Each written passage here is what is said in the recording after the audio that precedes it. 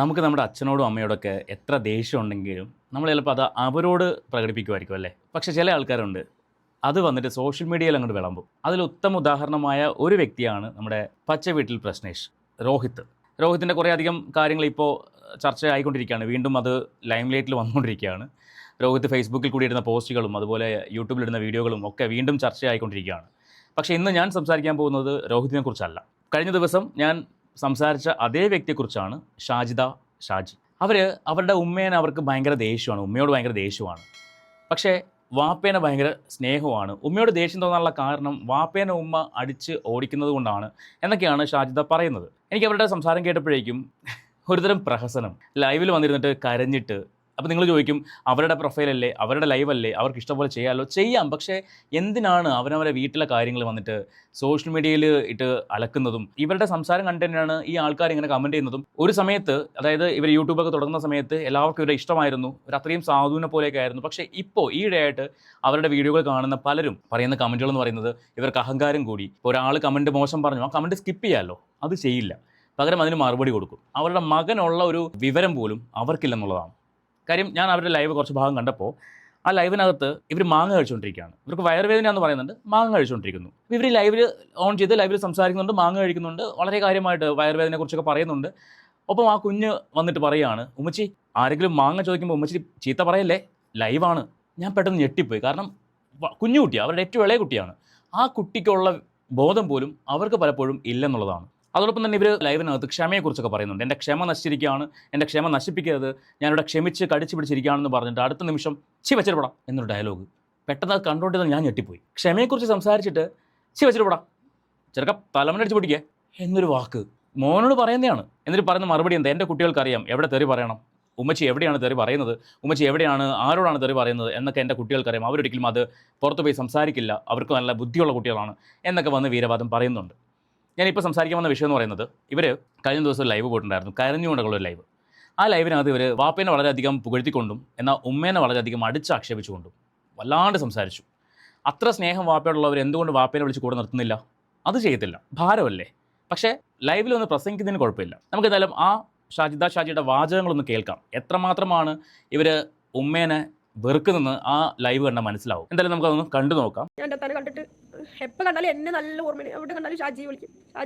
അത് എനിക്ക് ഭയങ്കര ഒരു ഇതാണ്. കാരണം എന്താ പറയുക, എനിക്കിഷ്ടം, എൻ്റെ പേര് എൻ്റെ അത്തട്ടതാണ്. എന്നെ ഇഷ്ടപ്പെട്ട്, എന്നെ ഒരുപാട് ഇഷ്ടമാണ് എൻ്റെ അത്താക്ക്. എൻ്റെ അത്താൻ്റെ ആൾക്കാർക്ക് എന്നെ ഒരുപാട് ഇഷ്ടമാണ് കേട്ടോ. ഞാൻ അവരുടെ കാണലുണ്ട്, അത്താനെ പെങ്ങളുടെ അടുത്ത് പോകണം ഇൻഷാ അല്ലാ. അപ്പോൾ ഞാൻ ആർക്ക് ഭക്ഷണം വാങ്ങി കൊടുക്കണമെങ്കിലും ആർക്കും ഒരു ഉപകാരം ചെയ്യണമെങ്കിലും എൻ്റെ മനസ്സിൽ അപ്പോൾ ഉണ്ടാവുന്ന ഒരു കാര്യം, എൻ്റെ അത്ത എവിടെയെങ്കിലുമൊക്കെ ഉണ്ടാവും, എൻ്റെ അത്ത കാര്യങ്ങൾ എന്തെങ്കിലുമൊക്കെ ചെയ്തു കൊടുക്കുന്നുള്ള ഒരു ഇതിലാണ് ഞാൻ ചെയ്തു കൊടുക്കൽ. അത്ത എവിടെയാണെന്ന് അറിയത്തില്ല. 6 വർഷമായി അത്തനെ കണ്ടിട്ട്, അത് ഇതിനകത്ത് പറയുന്നുണ്ട്, 6 വർഷമായി അത്തനെ കണ്ടിട്ട്. അത്ത മീൻസ് വാപ്പേനെ കണ്ടിട്ട് 6 വർഷമായി. വാപ്പയുടെ ചേച്ചിയുണ്ട്, അവരെല്ലാവരും ഉണ്ട്. വാപ്പ എവിടെയാണെന്ന് പോലും അറിയില്ല. പക്ഷേ വാപ്പന് ഭയങ്കര സ്നേഹമാണ്. ഇനി ബാക്കി പറയുന്ന കേൾക്കുമ്പോഴാണ് നമുക്ക് മനസ്സിലാവുന്നത് എത്രമാത്രമാണ് ഷാജിക്ക് വാപ്പയോടുള്ള സ്നേഹം ഒഴുകുന്നതെന്ന് മനസ്സിലാവുന്നത്. കേട്ടു നോക്കാം. എത്രയൊക്കെ തള്ളി പറഞ്ഞാലും നമ്മുടെ തന്തല്ലേ, നമ്മൾ ഉണ്ടാക്കിയ തന്തല്ലേ, എങ്ങനെയൊക്കെ തള്ളി കളഞ്ഞാലും ബുദ്ധിയിലാണ് നടക്കുകയാണ്. കാരണം സ്വയം ബുദ്ധി ഉണ്ടെങ്കിൽ ആളങ്ങനെ ചെയ്യില്ല. ആൾക്ക് ബുദ്ധിയില്ല, വിവരമില്ല, വല്ല ഭ്രാന്തന്മാരനെ പോലെ നടക്കും. നാലുപുറം ഇന്നിവിടെ കണ്ടു, അവിടെ കാണില്ല. ഞാൻ കണ്ടിട്ട് വർഷങ്ങളായി, ഇതുവരെ കണ്ടിട്ടില്ല. എൻ്റെ ഉമ്മാനോട് എനിക്ക് ഏറ്റവും വലിയ വെറുപ്പും ദേഷ്യവും എൻ്റെ അത്താനെ ആട്ടി ഓടിക്കുന്നതുകൊണ്ട് മാത്രമാണ് എനിക്ക് എത്രയും വെറുപ്പും ദേഷ്യം തുടങ്ങിയത്. കാരണം അന്നത്തെ ഒരു ഭ്രാന്തനാണ്. ഇന്ന് വരെ ഷാജി ചോദിച്ചിട്ടുണ്ടോ എന്തുകൊണ്ടാണ് ഉമ്മ അത്തേനെ ഇങ്ങനെ ആട്ടി ഓടിക്കുന്നതെന്ന് ചോദിച്ചിട്ടുണ്ടോ? അത് ചോദിച്ചറിയാൻ ശ്രമിച്ചിട്ടുണ്ടോ? നിങ്ങൾ എന്തുദ്ദേശിച്ചാണ് ഈ ലൈവിൽ വന്ന് ഇതൊക്കെ പറയുന്നത്? ആരെ ബോധിപ്പിക്കാൻ വേണ്ടി, ആരെ കേൾക്കാൻ വേണ്ടിയാണ്? നിങ്ങളുടെ കുടുംബത്തിലെ കാര്യമാണ്. അപ്പോൾ നിങ്ങൾ ചോദിക്കും, എൻ്റെ യൂട്യൂബ് ചാനൽ, എൻ്റെ നെറ്റ്, എൻ്റെ സബ്സ്ക്രൈബേഴ്സ്, ഞാൻ എനിക്ക് തോന്നിയത് പറയും. ഈ തോന്നിയത് പറയുമ്പോൾ ഞങ്ങളെപ്പോലുള്ള റിയാക്ഷൻ വ്ളോഗേഴ്സ് അതെടുത്ത് വെച്ച് സംസാരിക്കും എന്നുള്ളൊരു ചിന്തയും കൂടി ഉണ്ടാവണം. കുടുംബത്തിലെ കാര്യം കുടുംബത്തിൽ നിൽക്കണമെന്നാണ്, അത് അവിടെ നിർത്തുന്നതാണ് നല്ലത്. നാട്ടുകാർക്ക് എന്തിനാ പരിഹസിക്കാൻ ഒരു കഥാപാത്രമായി മാറുന്നത്? ദേഷ്യമോ അല്ലെങ്കിൽ വെറുപ്പോ ഒന്നുമല്ല, സഹതാപമാണ്. ജീവിക്കാൻ വേണ്ടിയാണെങ്കിൽ പോലും എന്തിനാണ് കുടുംബത്തെ ഇതിനകത്തേക്ക് വലിച്ചഴിക്കുന്നത്? വേറെ എന്തൊക്കെ കാര്യങ്ങൾ നിങ്ങൾക്ക് യൂട്യൂബിൽ കൂടി ഷെയർ ചെയ്യാൻ പറ്റും? ഉമ്മയെക്കുറിച്ച് മോശം പറയുക, കുടുംബക്കാരെ കുറിച്ച് മോശം പറയുക, ഇതൊന്നും ഒട്ടും ശരിയല്ല. എൻ്റെ അത്ത ഞാൻ ഉമ്മാനടുത്ത് പറയുന്നുണ്ട്, ഹോസ്പിറ്റലിൽ ഭാര്യയായിട്ട് നമ്മൾ ഭാര്യമാര് ജീവിച്ചിരിക്കുമ്പോൾ മക്കളെ നോക്കാൻ ഡോക്ടർമാർ സമ്മതിക്കില്ല. ഞാൻ എൻ്റെ ഉമ്മാനോട് പറഞ്ഞത്, പൈസ അതെന്താ? ഭാര്യ ജീവിച്ചിരിക്കുമ്പോൾ അച്ഛനെ നോക്കാൻ മക്കൾക്ക് അവകാശമില്ലേ? ഏത് ഡോക്ടറാണ് സമ്മതിക്കാത്തത്? പോകാൻ താല്പര്യമില്ല, അതാണ് സംഭവം. ഇപ്പോൾ ഉമ്മേനെ ഒന്ന് അടച്ചാക്ഷേപിച്ചിട്ട് എനിക്ക് അവിടെ ഒന്ന് പ്രൊജക്റ്റ് നിൽക്കണം, ഇതാണ് നിങ്ങളുടെ ഉദ്ദേശം. അല്ലാണ്ട് ഒരു ഹോസ്പിറ്റലിലും ഭാര്യ ഉണ്ടെങ്കിലും മക്കൾ നോക്കാൻ പാടില്ല എന്നൊന്നും പറയുന്നതായിട്ട് ഞാൻ കേട്ടിട്ടില്ല കേട്ടോ. നിങ്ങൾ ആരെങ്കിലും കേട്ടിട്ടുണ്ടെങ്കിൽ അതൊന്ന് കമൻറ്റ് ചെയ്യണേ. നമ്മുടെ അത്താനെ നമ്മൾ കൊണ്ടു നോക്കാം, എവിടെയാണെങ്കിലും കൊണ്ടു നോക്കാന്ന് പറഞ്ഞാൽ എൻ്റെ തള്ള നിങ്ങൾക്ക് ആവശ്യമുള്ളവർ കൊണ്ടു നോക്കിക്കാന്ന് പറഞ്ഞത്. ആ ഉമ്മ അത് പറഞ്ഞല്ലോ, എന്താ നിങ്ങൾ നോക്കാത്തെ, എന്താ നിങ്ങൾ കൊണ്ടുവരാത്തെ, എന്താ ഹോസ്പിറ്റലിൽ കൊണ്ട് കാണിക്കാത്തെ? അപ്പോൾ അതാണ് ഞാൻ പറഞ്ഞത്, നിങ്ങൾക്കൊന്നും ചെയ്യാൻ വയ്യ, പക്ഷേ ലൈവിൽ വന്നിരുന്നിട്ട് കുറേ വീരവാദം കൊണ്ട് പറയണം, ഞാൻ അങ്ങനെ ചെയ്യുമായിരുന്നു, ഞാൻ ഇങ്ങനെ ചെയ്യുമായിരുന്നു. ഇതിനൊക്കെ അനുഭവിക്കാണ്ട് എവിടെയും പോകുന്നില്ല. പിന്നെ നിങ്ങൾ എൻ്റെ തള്ളനെ വല്ലാണ്ട് ഇങ്ങനെ പുകഴ്ത്തി പറയണ്ടല്ലോ. എൻ്റെ തള്ള അത്ര നല്ല പിള്ളന്നല്ല, നിങ്ങൾ വിചാരിക്കുന്ന ആളേ അല്ല. എൻ്റെ അത്താനെ എങ്ങനെയൊക്കെ ദ്രോഹിക്കാൻ പറ്റുമോ അങ്ങനെയൊക്കെ ദ്രോഹിച്ചൊരു വ്യക്തിയാണ്. പിന്നെ 3 മക്കളെ നോക്കാൻ വേണ്ടി തന്ത്രം ഒഴിവാക്കി 3 ഉണ്ടാക്കാനും നിനക്ക് എൻ്റെ അത്താനെ ആവശ്യം വന്നൂടെ? നിന്റെ 3 പെൺകുട്ടികളെ നീ സ്വന്തം ഉമ്മയെക്കുറിച്ച് പറയുന്നതാണ്. 3 മക്കളെ ഉണ്ടാക്കാൻ വേണ്ടി അത്തന് ആവശ്യം വന്നില്ലേ? ആ 3-ൽ ഒന്നല്ലേ നിങ്ങളും, അല്ലേ? അവരുണ്ടാക്കിയത് കൊണ്ടല്ലേ നിങ്ങൾ ഉണ്ടായത്? ഇവിടെ ഇരുന്നിപ്പം ഇങ്ങനെ ചലിക്കുന്നത് ആണോ അല്ലയോ? സ്വന്തം ഉമ്മയെക്കുറിച്ചാണ് പറയുന്നത്. അപ്പോൾ ആ ഉമ്മ അനുഭവിക്കും എന്ന് പറയുന്നു, മോൾ അനുഭവിക്കാതെ പോവോ? പറയുന്നത് ഉമ്മേനെക്കുറിച്ചാണ്. അതും പേഴ്സണലി പറയുന്നതല്ല, പബ്ലിക് പ്ലാറ്റ്ഫോമിൽ വന്നിട്ട് ലക്ഷക്കണക്കിന് ആൾക്കാർ കേൾക്കുന്ന ലെവലിൽ. ആ മകള് പുണ്യവതി. പിടിച്ചിട്ടുണ്ടെങ്കിൽ ആ 3 ഉണ്ടാക്കിയത് എൻ്റെ അത്തയാണ്. ഒരിക്കലും ഒരാണില്ലാണ്ട് ഒരു പെണ്ണിന് കുട്ടികളെ കിട്ടില്ല. എൻ്റെ പെണ്ണില്ലാണ്ട് കുട്ടികളെ കിട്ടുമോ? ആണില്ലാതെ കുട്ടികളെ കിട്ടില്ല, പക്ഷെ പെണ്ണില്ലാതെ കിട്ടുമോ? അങ്ങനെയുള്ള യന്ത്രം കണ്ടുപിടിച്ചിട്ടുണ്ടോ? അത്താനെ നീ പുറന്തള്ളി എൻ്റെ അത്താനെ അടിച്ചു ഓട്ടിപ്പിച്ച ആളാണ്. എൻ്റെ അത്താനെ എന്താ പറയുക, ഞാൻ കുടുംബകഥകൾ ഇനി നിങ്ങളോട് പറയുന്നില്ല, കാരണം പറഞ്ഞിട്ട് കാര്യമില്ല. എൻ്റെ അത്ത അതിനെ വരുമ്പോഴേക്കും ഇതേനെ അടിച്ചോടിക്കുന്ന ആൾക്കാരാണ്. ഇതിനകത്തൊരു കമൻറ്റ് വന്നിട്ടുണ്ടായിരുന്നു, കഴിഞ്ഞൊരു ലൈവിൽ പറഞ്ഞിട്ടുണ്ടായിരുന്നു അത്താനെ കണ്ടു, ഫോട്ടോ എടുത്തു എന്നൊക്കെ പറഞ്ഞിട്ട്. പക്ഷേ ഈ ലൈവിൽ പറയുന്നു അത്താനെ കണ്ടിട്ട് 6 വർഷമായെന്ന്. ശരിക്കും നിങ്ങൾക്ക് എന്താണ് നിങ്ങളുടെ പ്രശ്നം? എനിക്ക് മനസ്സിലാവാത്തൊരു കാര്യമാണ്, എന്താണ് നിങ്ങളുടെ പ്രശ്നം? കുടുംബക്കാരെന്ന് പറഞ്ഞിട്ട് കാര്യമില്ല, ഭ്രാന്തനാണ് അവനൊന്നും അല്ല. അയാൾ അങ്ങനെ വിവരമില്ലാണ്ട് ചെയ്യാന്നില്ല. നിന്റെ അത്താക്ക് വിവരമില്ല, വിദ്യാഭ്യാസം ഇല്ല.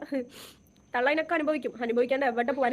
അത് നാട്ടുകാരല്ലോ പറഞ്ഞു, കുറച്ചു മുമ്പ് നിങ്ങളല്ലേ പറഞ്ഞത് അത്തയ്ക്ക് വിവരമില്ല, ഭ്രാന്തനെ പോലെ നടക്കാണ്. ഉമ്മയല്ല പറഞ്ഞത്, ഇപ്പം നിങ്ങളാ പറഞ്ഞത്. തൊട്ടു മുന്നേ പറഞ്ഞല്ലേ ഉള്ളൂ അത്തയ്ക്ക് വിവരമില്ല, അത്തയ്ക്ക് ബോധമില്ല, അത്ത ഭ്രാന്തനെ പോലെ നടക്കാണ് എന്ന് പറഞ്ഞത് ഷാജിദ തന്നെയാണ്. എൻ്റെ അത്താനെ ലാസ്റ്റ് തല്ലിയവനാണ് ആക്സിഡന്റിൽ മരിച്ചത്. ഒരാങ്ങളെ ആക്സിഡന്റ് ആയിട്ട് മരിച്ചു. എൻ്റെ അത്താനെ തല്ലിയതാണ്, എൻ്റെ അത്താനെ തല്ലി വീഴ്ത്തിയതാണ്. പെങ്ങളുടെ വാക്ക് കേട്ടിട്ട് എൻ്റെ അത്താനെ തല്ലി വീഴ്ത്തിയതാണ് ലാസ്റ്റ്. അതിന് ശേഷം എൻ്റെ അത്ത എൻ്റെ വീട്ടിലേക്ക് കാലുകുത്തിയിട്ടില്ല. അതുവരെ ഞങ്ങളുടെ കല്യാണങ്ങൾക്ക് വന്നിട്ടുണ്ട്, ഇടയ്ക്കിടയ്ക്ക് വീട്ടിൽ വരുമായിരുന്നു, ഞങ്ങൾ കാണുമായിരുന്നു, പോകുമായിരുന്നു. എൻ്റെ ഇക്കുള്ളവർക്ക് ഞങ്ങൾ പൈസ കൊടുത്തിട്ടുണ്ട്. എവിടെയാണെങ്കിലും ഞാൻ പൈസ കൊടുക്കും, ഭക്ഷണം വാങ്ങിച്ചു കൊടുക്കും, ഡ്രസ്സ് കൊടുക്കും. എൻ്റെ ഇക്കാൻ്റെ ഡ്രസ്സ് കൊടുക്കില്ല, ഞാൻ പുതിയ ഡ്രസ്സ് കൊടുക്കും. ഇപ്പം എൻ്റെ അത്താൻ എവിടെയെന്ന് തന്നെ എനിക്കറിയില്ല. എന്നെ കാണാൻ വേണ്ടി 2-3 പ്രാവശ്യം ഞങ്ങളുടെ നാട്ടിൽ വന്നു, പക്ഷെ ഞാൻ അവിടെ ഉണ്ടായിരുന്നില്ല. എൻ്റെ ഉമ്മാൻ്റെ അനിയത്തിക്ക് ഭയങ്കര ഇഷ്ടമാണ് എൻ്റെ അത്താനെ.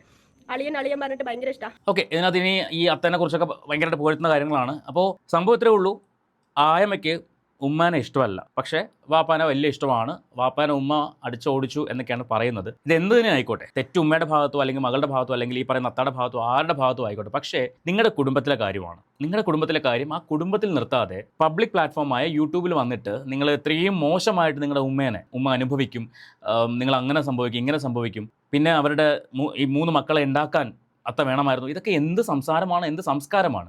മനുഷ്യന് വിദ്യാഭ്യാസം കൂടുന്നതനുസരിച്ച് വിവരം കുറഞ്ഞുകൊണ്ടിരിക്കുന്നു പറയുന്നത് പോലെയാണ്. നിങ്ങളുടെ മക്കൾ വളർന്നിട്ട് നിങ്ങളോട് ചോദിക്കുകയാണ്, ഈ 5 മക്കളെ ഉണ്ടാക്കാൻ നിങ്ങളുടെ കെട്ടിയോൻ വേണ്ടി വന്നില്ലേ എന്ന് ചോദിച്ചു കഴിഞ്ഞാൽ നിങ്ങൾ എന്ത് മറുപടി പറയും? അപ്പോഴും നിങ്ങൾ പറയും എൻ്റെ മക്കൾക്ക് ബുദ്ധിയുള്ളവരാണ്, അതുകൊണ്ട് അവർ ചോദിക്കില്ല എന്ന് നിങ്ങൾ പറയുമോ?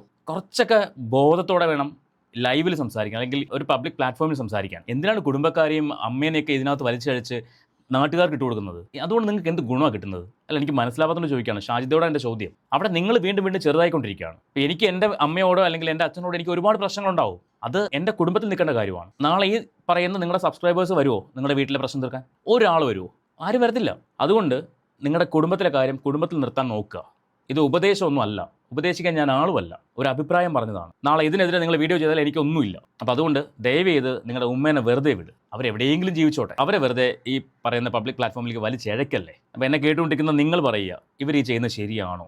ഒരുപാട് പേര് അവരുടെ കമൻറ്റ് ബോക്സിൽ പോയിട്ട് കമൻറ്റ് പറയുന്നുണ്ട്, ഒന്ന് നിർത്തിപ്പോ, ഇമ്മാതിരി സംസാരിക്കല്ലേ എന്നൊക്കെ പറയുന്നുണ്ട്. പക്ഷേ നിർത്താൻ ഒരു ഉദ്ദേശവുമില്ല. ആരെ കേൾപ്പിക്കാനാണ്, ആരെ ബോധിപ്പിക്കാനാണെന്ന് എനിക്കറിയത്തില്ല. അപ്പോൾ എന്നെ കേട്ടുകൊണ്ടിരിക്കുന്ന നിങ്ങൾ ഈ ഒരു വീഡിയോയെക്കുറിച്ചുള്ള അഭിപ്രായം എന്താ വെച്ചാൽ കമൻറ്റ് ചെയ്യുക. ഇനി ആരെങ്കിലും നമ്മുടെ ചാനൽ സബ്സ്ക്രൈബ് ചെയ്യാതെ കാണുന്നുണ്ടെങ്കിൽ ഒന്ന് സബ്സ്ക്രൈബ് ചെയ്തോളൂ. അതോടൊപ്പം തന്നെ ആ ബെല്ലൈക്കൺ ഒന്ന് എനേബിൾ ചെയ്ത് വെച്ചോളൂ. നിങ്ങൾക്ക് എല്ലാ വീഡിയോകളുടെയും നോട്ടിഫിക്കേഷൻ അപ്പോഴപ്പോഴാണ് വരും. പലരും ബെല്ലൈക്കൺ എനേബിൾ ചെയ്യാറില്ല. ഞാൻ കഴിഞ്ഞ ദിവസം നോക്കിയപ്പോഴേക്കും ഒരു 24% പേര് മാത്രമേ നോട്ടിഫിക്കേഷൻ ഓൺ ചെയ്ത് വെച്ചിട്ടുള്ളൂ. അപ്പോൾ അതുകൊണ്ടാണ് പലരും വീഡിയോ കാണാൻ ലേറ്റ് ആവുന്നത്. അപ്പം ബെല്ലൈക്കൺ എനേബിൾ ചെയ്ത് വെക്കുക. നമുക്ക് പുതിയൊരു വീഡിയോയുമായിട്ട് വീണ്ടും കാണാം.